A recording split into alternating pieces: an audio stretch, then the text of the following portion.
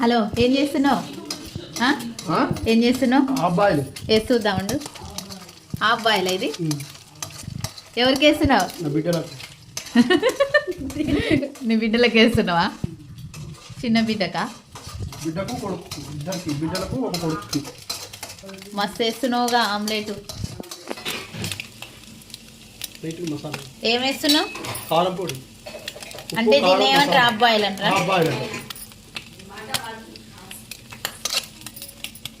Money daddy's omelette ఎట్లుంది? తిను.